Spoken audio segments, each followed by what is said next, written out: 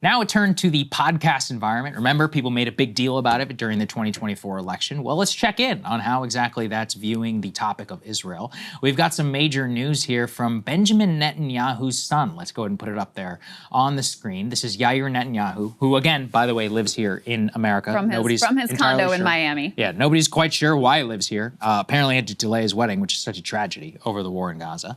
He says, quote, "Great wake-up call for conservatives to remember Joe Rogan is not a conservative. He gave a platform to every single neo-Nazi anti-Semite on this plant, but he refused to have my father." This guy doesn't even speak English. Why does he live here? But he refused to have my father on his show because he knows he doesn't stand a chance against him. Yeah. And all those years of anti-Semitic propaganda will go to waste. So that is apparently some interesting news from Bibi's own son that Rogan has refused to have on Benjamin Netanyahu, but it does fit, I think, with the turn in which, you know, the quote podcast space has really come around on Israel. We could go here to the next one, Theo Vaughn, who just tweeted, quote, "Mr. at POTUS, JD Vance, Bernie Sanders, RFK Jr., Thomas Massie, and Ro Khanna." Theo, please have me on to educate you on who has the power here in this situation. But he says, "Can we, Mr. blah, blah, blah, can we please get aid into Gaza now? Children are starving to death. We are America. This isn't about politics. This is about humanity." Exactly 3 people who are tagged there have actual power, with the president, JD Vance, and Robert Kennedy Jr. The rest are, unfortunately, either members of the U.S. Senate and or backbenching congressmen who, listen, they're great. I have nothing against any of those folks, but it's not like Ro Khanna and Thomas Massie can even force a vote on the Epstein files, let alone get humanitarian aid into Gaza. The truth is there's only one person in that list who has any power. Right. It's POTUS. Yeah. JD Vance doesn't have any power, really. RFK Jr., okay, right. he's still over there struggling to get dyes out of cereal in 2 years from now or whatever, and using the HHS to go after the scourge of anti-Semitism and accusing Bernie Sanders of blood libel. Okay. So he's got his hands full. Right, so there's that. But actually, what is interesting even more is the extent to which Theo and now Tim Dillon and others have really taken their platform, I think, to the next level in calling out the situation. For example, here is Theo. He's recently, I think he was in an airport, stopped by TMZ. Here's what he had to say. My things would be why we're being supportive of the genocide in Gaza. Like, why are we helping with that? I think it's making a lot of people feel really scared that it's like hurting our feelings. Like, why are we supporting that? Yeah. And then why wouldn't we come to the rescue of the people over there? Oh, the Epstein thing? Yeah, it's like I think people just don't believe that the government works for the people anymore. And it's really just and maybe it never has, right? It felt like it was supposed to really feel like America first, and I don't know if people are feeling that. I think people are feeling more nervous. I think there's that deal with Palantir for a surveillance state. I feel like there's people in power that know where we're headed that aren't telling us. Interesting. Very interesting indeed. And then here we have Tim Dillon reacting to the Nelk Boys interview. But actually, more importantly, it was just the direct call to cut off all aid to Israel. Let's take a listen. Earlier this week, 30-year-old teenagers, the Nelk Boys, received a massive amount of backlash for their interview with Benjamin Netanyahu. We should absolutely cut off funding to Israel immediately. Cut off funding. Oh, 100%. I don't know why that's even controversial. So you could see, I mean, cutting off aid to Israel immediately, calling out the Nelk Boys. I do think Can we call them Nelk Men? The Nelk Men. I like that. You're right. I know. I appreciate that because that was something that pissed me off too. Is they're so infantilized. They infantilize themselves, and then I feel like everybody else infantilized. You are 30 years old. At least have the sense that Rogan had to be like, no, I'm not having you on. And the thing that Netanyahu's son said about oh, he knows he can't go up against my dad. I mean, it may be true. It certainly was true that the Nelk men were not prepared to deal with and unpack all of the layers of Hasbara because they haven't been studying it. Clearly, they didn't spend any time studying it before they had him on. That's fine. If you recognize, you know what, I'm not really equipped for that, good. That's great. You don't have to do that. And so if he at least had that realization, you know what, I'm not really the person to do this. I don't think anything good is going to come out of this. Yes, you don't have to say yes to these interviews. And the entitlement of thinking that this pisses me off too. there's such an entitlement of some of these figures of like, oh, well, they should have me on their platform. They wouldn't let me come on their platform. It's like, no, it's their platform. They get to have on and not have on whoever they want, including your, war criminal father. The funny thing I found with this Yair Netanyahu situation and others is that they gave the game away too clearly in the actual Nelk interview itself. Because the Nelk interview, you literally had Bibi say, we're here to reach the young people of America. Right. And then you had the fallout, and the Nelk guys were like, yeah, the White House tried to set it up. So obviously Israel and the White House tried to work together to reach out to all of these podcasters. By the way, if they reach out to you and you denied it and you don't want, or if you don't want to say it publicly, reach out to me and I will leak it for you, okay? I happily will. But my point is just like, I'm curious to see who else have they tried, to get onto their platform and what the Israeli government kind of views as its problem. But I do think it is also clear of like some sort of vibe shift that Rogan himself is like, no, I'm not having you on. And I think there's a reason for it, which is not, let's say this is even ahead of the Nelk conversation. You're like, it's not even just about being equipped, to sit there and to challenge. There is an actual debate here around how to force Netanyahu, where, look, even in a Brett Baier interview on Fox, I'm not saying he isn't lying and all of that, there's still at least some level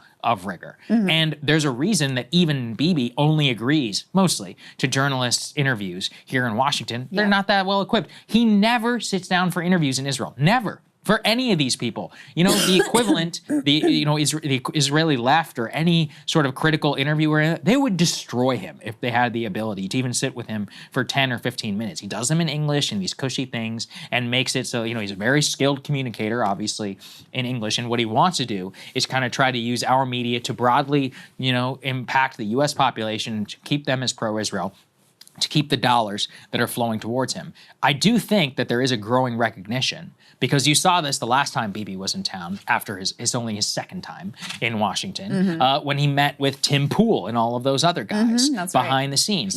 They have a sense that the internet and all of that is turning against them. Their belief is that they need to basically use these people as useful idiots. But there is also a growing recognition because of the democratic pressure, like small d, against all of, on the internet. Just take a look. Not even comment sections, views, videos, etc., of people who are critical of the government versus the people who are not. I would say, it's pretty 90-10 in terms of the issue. You can see then that that's obviously indicative of how a large, especially the younger population of America, really feels about it. Maybe tomorrow we'll cover this Turning Point USA focus group. It is like, you could put it in a lab in terms of, look, even with Turning Point and all of them trying to keep it as pro-Israel as possible, there was stuff in there where you're like, wow, like this is not good for the future of Israel in the Republican Party, obviously on the Democratic Party.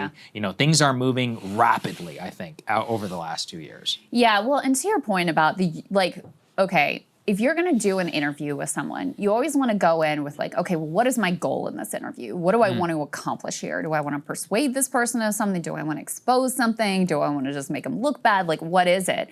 And the interview Tucker did with the Iranian president, or the interviews that Scahill does with Hamas or whatever, are super useful because those perspectives are not presented in Western media at all. So just to get, okay, how are they, what is their propaganda? What is their view of the world? What are they selling to their constituents? Just that is valuable in those settings. I agree. We know what Netanyahu is selling to the public. We get it all day long. So you have to ask yourself, okay, well, what is the value of getting this, propaganda line that we all could basically recite chapter and verse one more time from Netanyahu himself? And so the only reason really to have him on, in my opinion, is just to relentlessly and aggressively try to expose him as the, monster effectively that he is. That's basic. And so if you aren't prepared or equipped to do that, which, in the podcast, we're just having conversations mode is not going to happen, then there is no value in hearing for the 1 millionth time what the Israeli propaganda line is, because you can read it in the New York Times, you can see it on, hear it on CNN, you can hear it on Fox News, you can see it in the Wall Street Journal. Americans are very well acquainted with what the Israeli Hasbara is ultimately going to be. So an interview with him just sort of inherently has very limited value for that reason. Especially in that way, in terms of the Nelk way of, also, I mean, it's just so ridiculous. Like when the biggest pushback or whatever that you have is on Burger King and on McDonald's. Like what I find more interesting about it is that, if you take this demographic, we're not going to say it's MAGA. We're going to say it's like largely male, generally younger, skewed more right-wing in the 2024 election, a lot of former Bernie bros. And if you see that energy as politically important, which I do, I still remain and believe that it is, well, we can say then that it's pretty clear that things are breaking dramatically against the state of Israel, against Bibi now specifically, and to try to track that in the future for their ability to effectively try to communicate to the American. Because as long as, this free, look, we have the CNN, the free press, Twitter,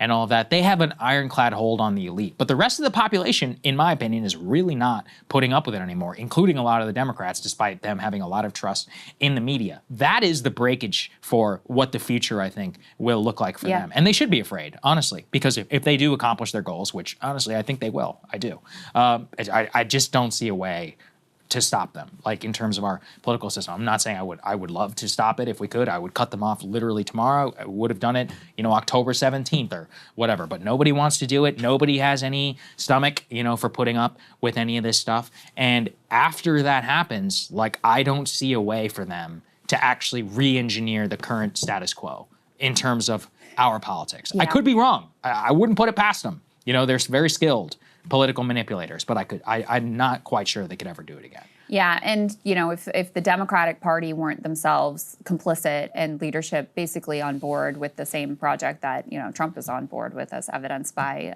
what happened under the Biden administration, I think it's a bit undersold how much this issue could actually turn things around for them and win back some of the young men in particular who have left them. And I think Zoran's a perfect example of this. Like, yes, Zoran ran a great campaign that was focused on New Yorkers and affordability, et cetera.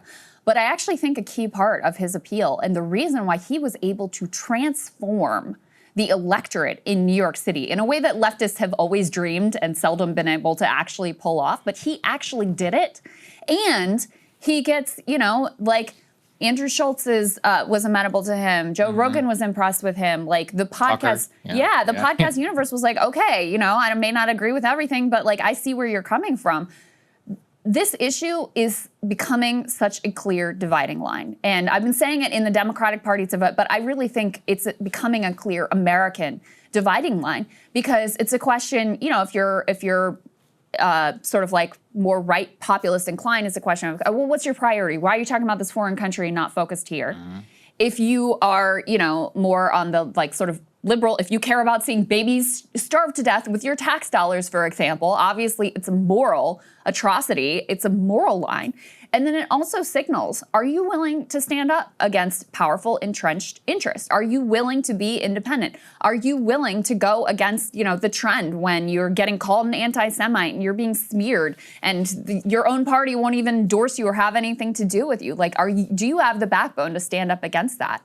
And so, if Democrats had any soul or intelligence, they would realize that this issue, as much as they want to dismiss it as sort of a sideshow, it actually is becoming a central dividing line in American politics. And certainly it is a massive, glaring gulf, and we'll talk more about this in the Dems block, between Democratic leadership and where the base of the Democratic Party is. And I think there are going to be many Democrats who crash into the rocks of trying to hold on to their AIPAC support and losing the entire Democratic base in the process. I hope you're right. Hey, if you like that video, hit the like button or leave a comment below. It really helps get the show to more people. And if you'd like to get the full show ad-free and in your inbox every morning, you can sign up at breakingpoints.com. That's right. Get the full show, help support the future of independent media at breakingpoints.com.